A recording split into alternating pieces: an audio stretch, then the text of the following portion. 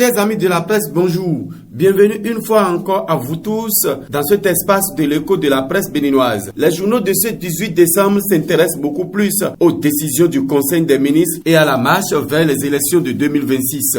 C'est le Témoin qui ouvre la marche en affichant à la une que pour l'encadrement de l'enseignement à distance, l'Agence nationale de téléenseignement bientôt une réalité. Le quotidien fait comprendre que le gouvernement se donne des soucis sur comment rendre le secteur enseignant efficace pour de très bons résultats. Étudier à distance vers le Bénin est plus renforcé bientôt. Toujours à sa une, le Témoin témoigne que la HAC a bénéficié d'une coopération fructueuse avec la Suisse. Celle-ci permettra à la HAC de renforcer les capacités de radio communautaires. Un mémorandum a été signé entre les deux parties. Il vise à renforcer la gouvernance démocratique de l'éducation civique et la transparence financière. Redevabilité médiatique, écrit-il, la HAC engage un nouveau cap avec la coopération suisse. Le projecteur ramène la même information et précise que, je cite, mise en œuvre de la phase 3 du programme redevabilité de la coopération suisse, la HAC signe un mémorandum d'entente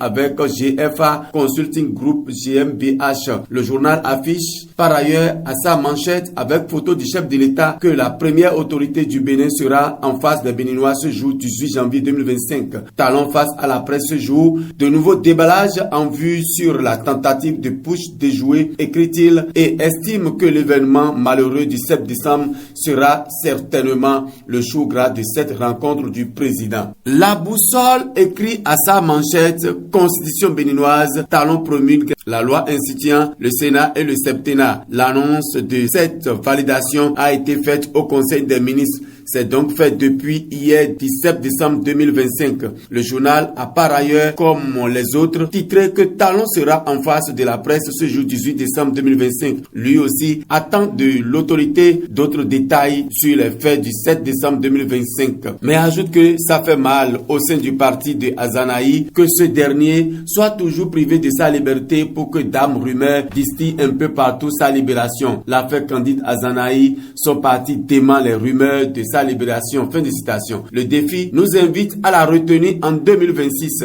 Ce n'est pas une instruction venue de lui, mais de la voix de nos ancêtres. Tofa Atieme 2026, écrit-il, l'était ça, le signe de la patience et de la retenue pour le bonheur de la population, écrit-il à sa urne. Tabarou se rend à la Sénat ce matin pour constater que les spécimens sont remis aux partis politiques en lice. Chaque parti connaît désormais sa position sur la liste. À vos marques, partez pour l'évangélisation dès que le top sera donné. Finissons avec Matin Libre qui écrit Djougou, un individu interpellé avec des munitions précisément à Kolo Kondé dans la commune de Djougou. La police a saisi 56 cartouches de calibre et 13 munitions d'armes de guerre de type PKM, un pistolet automatique, 3 tenues militaires et une motocyclette de marque Aoudjou. Il est soupçonné d'appartenir à une bande organisée spécialisée dans les vols à main armée et de ravitailler les hommes armés non identifiés en motocyclette et en produits vivriers. Il a été mis à la disposition de la brigade criminelle pour des enquêtes plus approfondies. Et c'est tout pour ce numéro de 18 janvier.